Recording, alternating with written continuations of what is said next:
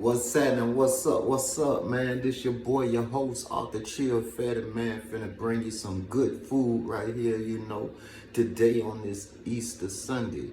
I'm really into a lot of African spirituality, so, we finna break the science down. And what I'm reading is a good book called A Resurrection Song, and it's by Arthur Floyd Wilson Bridges, and there she go right there, in case you want to dig. You see, I got the green tide, so this was a great book. It was on sale, and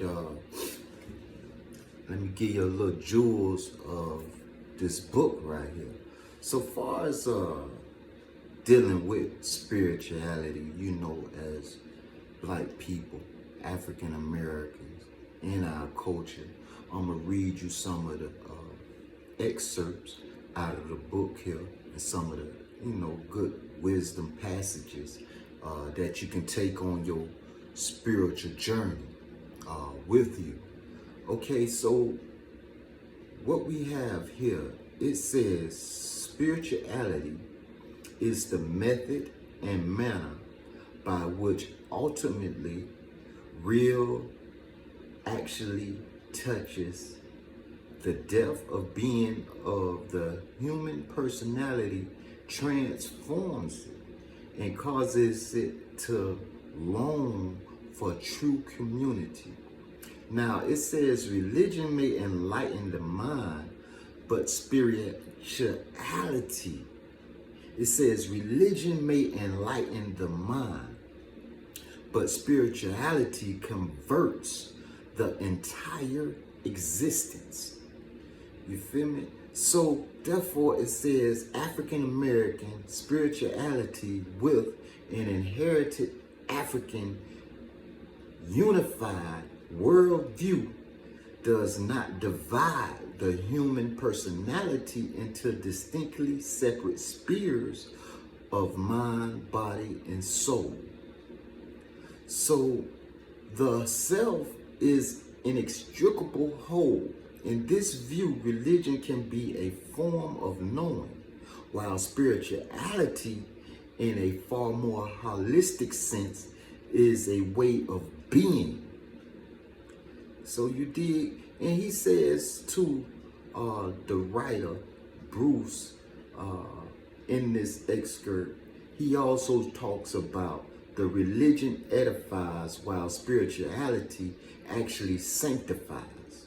Religion may help inform the soul's journey towards the Most High, but spirituality itself is the soul's journey. And I'm going to read a few more so therefore you'll know, in dealing with family on a great day like this, it's good to have knowledge in the family. As Mafiko puts it, he says that traditional African family structure. Now, the Africans did not require a psychiatrist's services because the traditional family structure had a way of dealing with stress, loneliness, sickness, and even death. This family structure provided several things: a structure for worshiping the Most High, personnel for dealing with youth, old age, and related to social problems. And also, the writer writes, in traditional African culture, there was no need either for daycare centers or babysitters for the grandchildren or for the senior citizens, facilities for the grandparents. None of that existed. The grandparents cared for the grandchildren because they loved them and endure reciprocal relationship between the very old and young. A very important relational bond was formed between the generations that fostered a great sense of respect for the elders, a great sense of respect for the elders and their invaluable role in society. Their job was ultimately the most important in the community. The day-to-day loving care and education through play, listening, advising, and storytelling of the community's most valuable resource, the very young. So, my thing is, we have kids. Don't block your children's blessings from letting them get the ancient knowledge, the ancient wisdom from their grandparents, great-grandparents. You want to build that relational bond, or let them have that relational bond with their elders. Even though you may be going through something or have issues with those elders, but don't block the children blessings from those elders. See, differences has to be worked out, because you don't want the children to grow up and find out that it's a difference in aesthetic, in an uncalled for energy from you and the elders, the mother-in-laws, the father-in-laws, sister-in-laws, cousin-in-laws. You understand what I'm saying? So now let's break it down some more. So also the writer says, God then must be respected, the Most High, the most senior member or guardian of the community. Again, the divine is radically interwoven into the entire structure of the family and the community.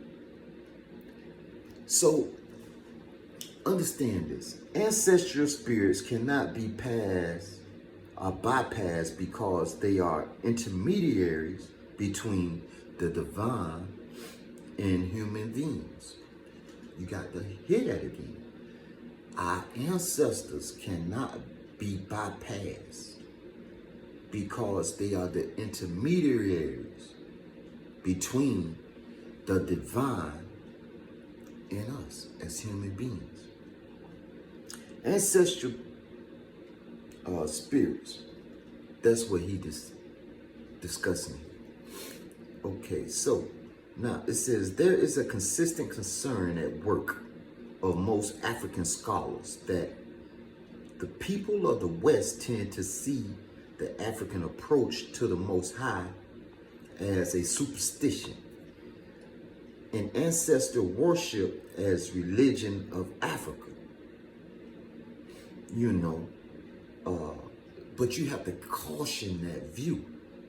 See, we over here in the West, we are up under a Western doctrine. So this day on Easter, I hope you look towards the East, because that's where the knowledge, the wisdom, our ancestors, that's where we come from, in the land, coming up through the Valley of Happy, to Egypt, to connect the great continent, Africa, the East. That's exactly where the knowledge resides, and it's more better once you get there and touch your foot on the motherland ground. But we'll say that for another time. So we finna get back into it. Now check this. It says,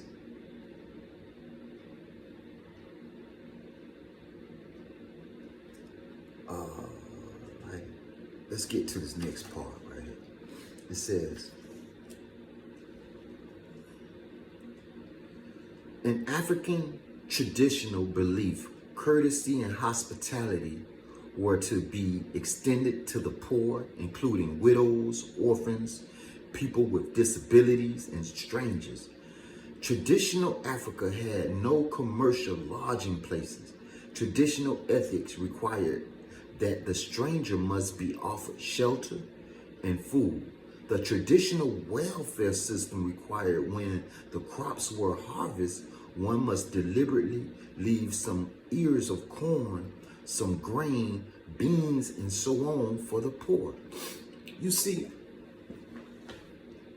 my mama always told me it takes a village to raise a child. And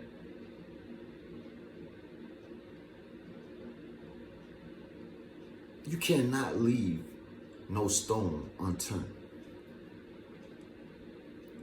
You have to plant good seeds. You have to get your structure together. You have to get your house in order. And stop looking for the external. Stop pursuing the external. Pursue the internal first. And once you pursue the internal being, which is you, and cleanse yourself from the inside out, then you can pursue the external things that you see in your vision. Because now you have a clear path. A lot of the static out the way. Now your vision clearer. You know, you done got a little bit more deeper of knowing who you are as a person and what you can present to society, what you can give back to your community, what you can give your kids, because you have to understand the youth look at us as the lights. In the biblical text, Yahshua, Yahushua, he say, I am the way, the truth, the light. I am the vine.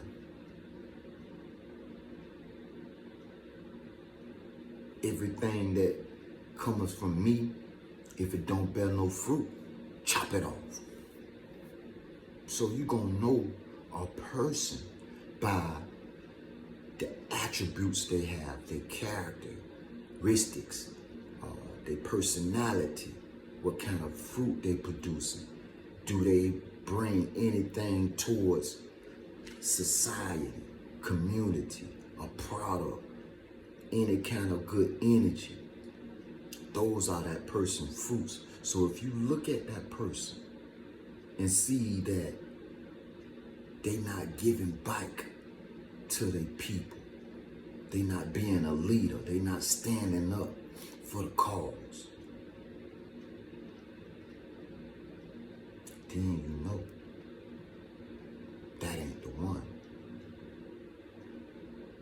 That ain't the wing, or that's not the tree that you want to sit up under, be up under, or go around. Now, on the flip side of that, it's all a process. Because you're going to have men, women, who's coming out of toxicness, who's coming out of the gutter, who's coming out of tribulation, trials, learning from their mistakes. You're going to have the ones that's seeing the light, trying to reach the light, and have no choice but to get to the light. You know? So, dealing with spirituality, it says in the biblical text that the Most High don't dwell in no place. Big key right here, that's built with hands. So it's telling you to go within your heart, go within your body, go within your soul, reach down deep. You know what I'm saying? And start to have impeccable listening skills.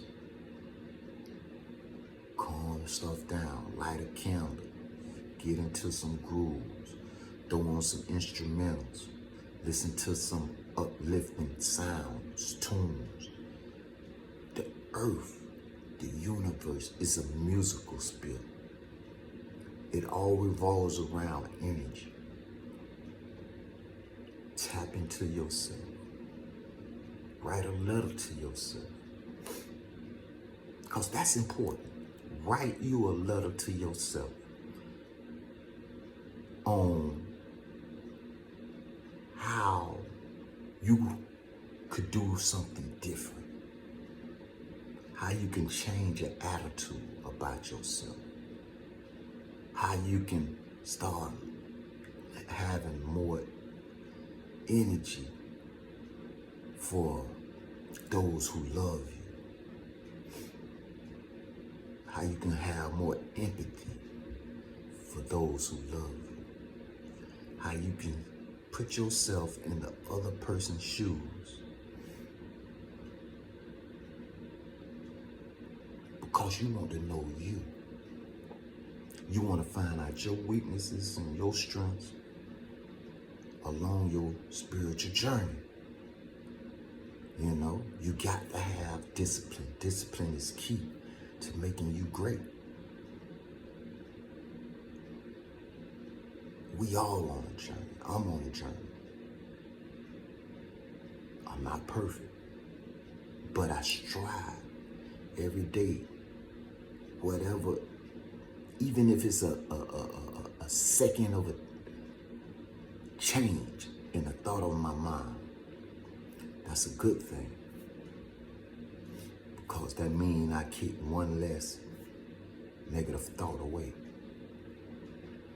So you're going to find yourself with certain battles, and all the battles come from the thoughts, the ideas.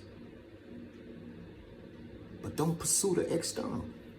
Pursue the internal, positive thoughts, ideas about yourself. Detoxify yourself. Start looking into yourself. Look at your diet.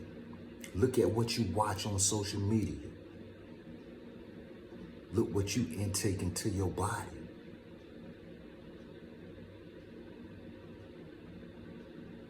Your body is your temple. Make it holy and presentable unto the Most High. Send praises up so blessings can come down. This your boy, your host, Fire Knowledge Unveiled. Like and subscribe. Arthur Chill Fetty. So look to the east on this Easter. Shalom. Peace. Assalamu alaikum. Hotep.